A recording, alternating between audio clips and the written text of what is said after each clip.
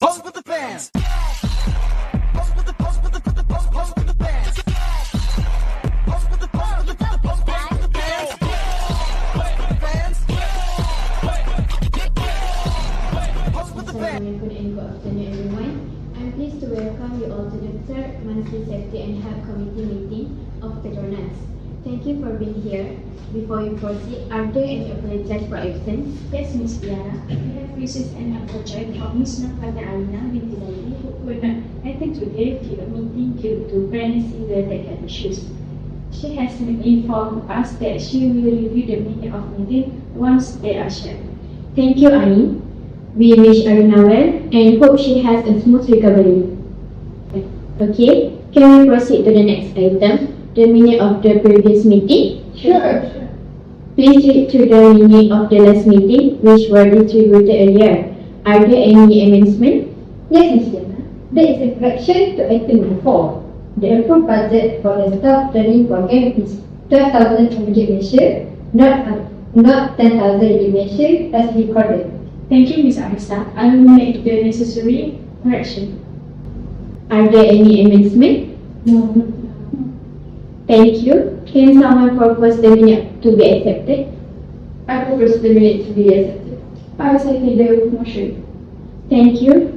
The minutes of the last meeting are accepted with the correction made. Let's move on. Any matter arising? Yes, Ms. Diana. Regarding the workplace safety training that we discussed earlier, I would like to update the committee that we have successfully confirmed an external trainer. However, I seek permission from this committee to proceed with the appointment letter and official arrangement. Ms. Nuri, may I have the detail of external trainer, the full name and the company represented, so that this may be properly recorded in the minute and used for the present preparation of the official documentation? Yes, the trainer engaged is Mr. Daniel, representing Garden Safety Consultant. He comes with more than 10 years of experience in workplace risk management. Thank you, Ms. Nuri. Please proceed with the appointment letter and keep the update on the progress with Mr. Denali. Yes, Miss. Sure. Does everyone agree with the request? Yes. Very well. You may proceed with the official arrangement. Anything else to add? No. Thank you. Let's proceed to the next agenda item. In our last meeting, we focused on general workplace safety practice. Today, we have two pressing real-world issues that need our attention. First, Petronas 10% workforce reduction following its profit slump. The second, the Putra Heights gas pipeline fire incident. Both issues highlight critical lessons in corporate decision-making and risk management. As you all know, Petronas has announced a 10% reduction of its workforce, which means more than 500 employees will be retrenched. The company has also frozen hiring and promotion until the end of 2026, while the decision is made due to financial challenge. We must look at it from the perspective of safety and health. Restructuring on such large scale does not only impact job security, but it can also affect physical safety, mental health, and the overall well-being of employees. Let's open the floor for discussion. My concern is the impact of workload. With few workers, the remaining staff may force more responsibility, longer hours, and higher fatigue. This can increase the risk of workplace accident and injuries, especially in high-risk environments like oil rigs. I agree with Ms. Ilani. In addition, recruitment can affect mental health. Employees who stay may feel anxious about job security, stress-free uncertainty, or demotivated after staying colleges lose their jobs. This psychological strain should not be ignored. Thank you. So now, what the solution can we propose to ensure that cost-cutting measures do not compromise the safety and health of employees? Any suggestion from you guys? One possible solution is to introduce a proper redistribution plan. This means the task of Retrenched workers should be debarred fairly and supported with clear safety procedures, instead of simply increasing hours for the remaining staff. The advantage of this approach is that it can reduce fatigue and prevent accidents, while still keeping operation running smoothly with fewer employees. Sorry to interrupt. However, the drawback is that employees may still feel overloaded even with fair distribution. The reality is that fewer people are doing same amount of work. This could increase stress levels and reduce job satisfaction in the long run. Nice point of view, guys. Anyone else? Other solution that we can provide, which is mental health support program for employees, such as counseling service and stress management workshop. The advantage is that can help work cope with anxiety and uncertainty, which can improve their focus, productivity, and overall safety at work. But the concern with this solution is that it may require extra costs and resources.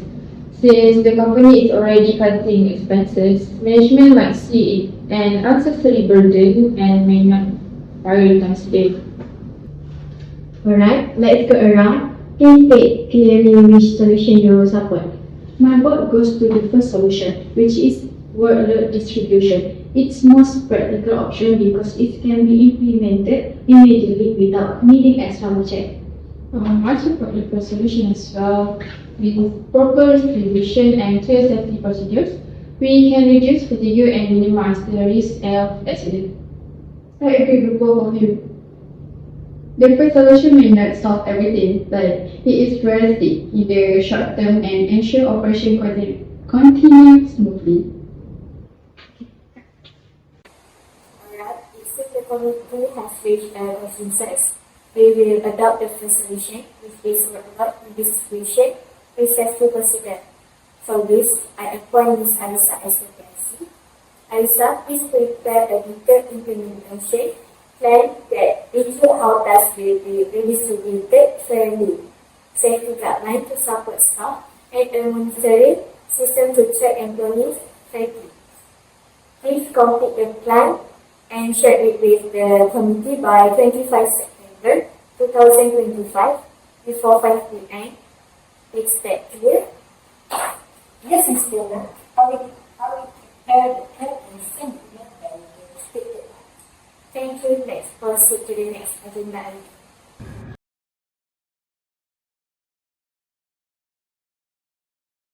Our second discussion item today is the Putra Heights gas pipeline fire incident, which has brought significant public concerns. Arisa, please brief the committee on the situation. The response for the appeal, a fire caused by a gas pipeline led to the destruction of several homes in the Putra Heights area. The clean-up process reached 90% completion within 12 days, which is commendable. However, reconstruction efforts have progressed slowly, standing at only 22 until 24%. Investigation revealed that the root cause was unstable soil conditions beneath the pipeline. To support recovery, the government has allocated 46 million in the measure toward repair and rebuilding. This incident reflects a serious lack of foresight. Soil stability testing should be mandatory before construction began. By ignoring such a crucial step, we expose the community to unnecessary risk. I agree with that. This was a case of inadequate risk identification. To avoid similar incidents in the future, 3 measures are essential. Firstly is comprehensive geotech studies before any pipeline construction. Secondly is continuous soil monitoring during operation, and lastly is contingency plan for rapid response in case of emergency. To illustrate, I have prepared a simple bar chart for you guys, and I already shared it for you guys. As you guys can see, clean-up progress is 90%, reconstruction progress is 22 and 24%, and budget allocation is 46 million ringgit. This visual made clear the disparity between fast clean-up effort and the slow pace of reconstruction. The chart highlights the efficiency of the clean-up, but also the urgent need to consider rebuilding to restore community trust. Thank you everyone. These insights are valuable. Ms. Ileani, may I have your attention please? Sorry, Ms. Lena, but if I may speak frankly, what's the point? This accident will keep happening. Like, nothing else will change. I understand your frustration, Ileani, and it is valid, but we must channel that energy into solution rather than hopelessness.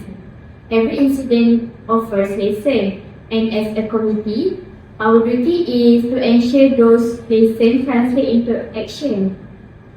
To strengthen our preventive measures, I propose that Petronas adopt a risk register system for all critical infrastructure projects. This system would document potential risks, assign ownership for mitigation, and establish accountability. With this, we can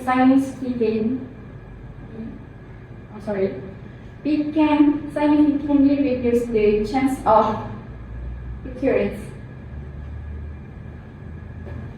Thank you, Nuri. That an excellent recommendation. I please ensure it is formally recorded into this minute as a key action point. Nuri, I would also like you to prepare a short outline on how the risk register could be piloted for pipeline project. Please submit it to me by 30 September 2025 before 5 p.m. so we can review it before the quarterly meeting. I understood, Ms. Lena. I will prepare the outline and circulate it for feedback prior to submission. Very good. Let's move forward with this commitment to proactive risk management. Before we close today's meeting, is there any other business anyone would like to raise? This is the time for new ideas or additional concerns not covered in the agenda. Yes, Ms. Lena. I suggest that we organize Safety and Risk Awareness Week for employees and the surrounding communities. This could help increase awareness and engagement on both workplace safety and disaster prevention.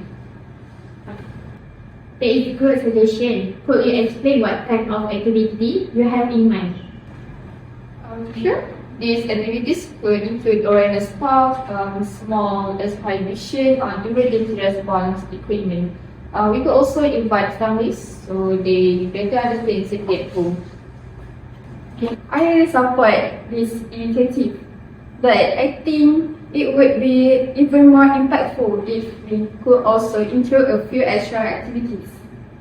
For example, risk identification workshop for staff, career counseling both for employees who may be affected by retrenchment, and also mock evacuation drills for both workers and nearby residents. That way, the event doesn't just raise awareness, but it also gives people practical skills they can actually use. Excellent input. And please record this as an action item. We will refine the proposal and discuss resource allocation in our next meeting. Summary of today's meeting, Petronas must mitigate application risk by supporting that of employees through retaining services and counseling. Workforce cuts should be complemented with phased redeployment strategies. Pipeline project must include mandatory soil risk assessment. A risk register should be established to monitor infrastructure risk. Proposal for a safety and risk awareness week were agreed upon. Irina's absence due to pregnancy-related health issue was acknowledged. Thank you, Ani. That was a comprehensive summary. Before we close, we need to confirm that the date of our next meeting. Based on our calendar, the proposed date is Wednesday, 70 September 2025 at 3 p.m. in meeting room 3. Does this date and time work for everyone? Please let me know if there are any conflict or if adjustments are required. The date work for me, Miss Diana. Yes, Miss Diana, it is suitable. I can attend as well. That's good. The time is fine. Good. And this the date is convenient for everyone. I kindly remind all members to review the circulated minute and come prepared with updates on your assigned action item before the next meeting. So it is confirmed that our next meeting will be held on 17 September 2025 at 3 p.m. in meeting room 3. Please mark this in your calendar and make attendance a priority. Meeting dismissed. Thank you, everyone.